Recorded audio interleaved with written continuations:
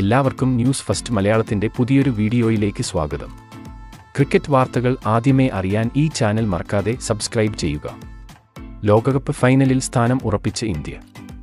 ഇന്ന് ഗയാനയിൽ നടന്ന സെമി ഫൈനലിൽ ഇംഗ്ലണ്ടിനെ തോൽപ്പിച്ചുകൊണ്ടാണ് ഇന്ത്യ ഫൈനലിലേക്ക് യോഗ്യത നേടിയത്. ഇന്ത്യ ഉയർത്തിയ 172 എന്ന വിജയലക്ഷ്യം പിന്തുടർന്ന ഇംഗ്ലണ്ടിന് 103 റൺസ് എടുക്കാനേ ആയുള്ളൂ. ഇന്ത്യ 68 റൺസിന്റെ ജയമാണ് നേടിയത്.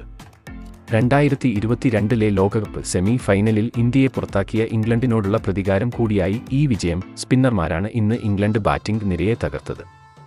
അക്സർ പട്ടേൽ തുടക്കത്തിൽ തന്റെ 3 ഓവറിൽ നിന്ന് 3 വിക്കറ്റ് വീഴ്ത്തി. 23 റൺസ് എടുത്ത ബട്ട്ലർ, 8 റൺ എടുത്ത മൊയിൻ അലി, റൺ ഒന്നും എടുക്കാത്ത ബെയർസ്റ്റോ എന്നിവരാണ് അക്സറിന്റെ പന്തിൽ പുറത്തായത്. 5 റൺസ് എടുത്ത സാൽട്ടിനെ ബുംറയും 2 റൺ എടുത്ത സാം കറിനെ കുൽദീപും പുറത്താക്കി. 49-5 എന്ന നിലയിലേക്ക് ഇംഗ്ലണ്ട് തകർന്നു. ഹാരി ബ്രൂക്ക് ഇവിടെ നിന്ന് രക്ഷപ്പെടുത്തലിന് ശ്രമിച്ചു എങ്കിലും 25 റൺസ് എടുത്ത് നിൽക്കെ ബ്രൂക്കിനെ കുൽദീപ് പുറത്താക്കി. ഇതോടെ ഇംഗ്ലണ്ട് കളി കൈവിട്ട അവസ്ഥയായി. പിന്നാലെ ജോർദനെയും കുൽദീപ് പുറത്താക്കി. ഇംഗ്ലണ്ട് 72-7 എന്ന നിലയിൽ പതറി. പിന്നെ വിജയത്തിനായുള്ള കാത്തിരിപ്പ് മാത്രമായി. കുൽദീപ് 4 ഓവറിൽ 19 റൺസ് മാത്രം വഴങ്ങി 3 വിക്കറ്റുകൾ വീഴ്ത്തി. 15-ആം ഓവറിൽ ലിവിങ്സ്റ്റോണ് റണ്ണൌട്ട് കൂടെ ആയതോടെ ഇംഗ്ലണ്ടിന്റെ ബാറ്റിംഗ് നിര തീർന്നു. കുൽദീപ് 4 ഓവറിൽ 19 റൺസ് മാത്രം വഴങ്ങി 3 വിക്കറ്റ് വീഴ്ത്തി തന്റെ സ്പെൽ അവസാനിപ്പിച്ചു. ആദിൽ റഷീദിനെ സൂര്യകുമാർ റണ്ണൌട്ട് ആക്കിയതോടെ ഇംഗ്ലണ്ട് 88-9 എന്ന നിലയിൽ. ആർച്ചറിനെ ബുംറ കൂടെ പുറത്താക്കിയതോടെ വിജയം ഉറപ്പായി. ഇനി ഫൈനലിൽ ദക്ഷിണാഫ്രിക്കയെ ആകും ഇന്ത്യ നേരിടുക. ദക്ഷിണാഫ്രിക്ക അഫ്ഗാനിസ്ഥാനെ തോൽപ്പിച്ച് ആയിരുന്നു ഫൈനലിൽ എത്തിയത്. ഇന്ന് ആദ്യം ബാറ്റ് ചെയ്ത ഇന്ത്യ ക്യാപ്റ്റൻ രോഹിത് ശർമ്മയുടെയും സൂര്യകുമാർ യാദവിന്റെയും ഇന്നിംഗ്സിന്റെ മികവിൽ 20 ഓവറിൽ 171 റൺസ് എടുത്തു.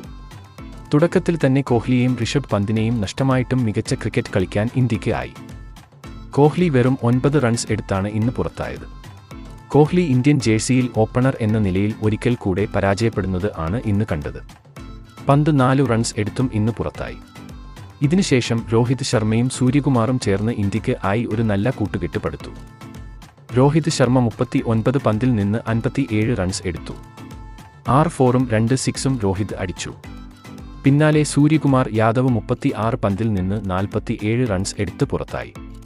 2 6ഉം 4 4ഉം അടങ്ങുന്നതായിരുന്നു സൂര്യയുടെ ഇന്നിംഗ്സ്. ഒരു കൂറ്റൻ ഷോട്ടിന് കളിക്കുന്നതിന് ഇടയിൽ ആണ് സൂര്യകുമാർ ഔട്ട് ആയി. ഇതിനുശേഷം ഹാർദിക്കിന്റെയും ജഡേജയുടെയും ഇന്നിംഗ്സ് ഇന്ത്യയെ 170 കടക്കാൻ സഹായിച്ചു. ഹാർദിക് 13 പന്തിൽ നിന്ന് 23 എടുത്തു. ശിവം ദൂബെ ഇന്ന് ഗോൾഡൻ ഡക്ക് ആയി നിരാശപ്പെടുത്തി. അവസാനം ജഡേജ 9 പന്തിൽ 17 റൺസും അക്സർ പട്ടേൽ 6 പന്തിൽ 10 റൺസും എടുത്ത് മികച്ച സംഭാവന നൽകി.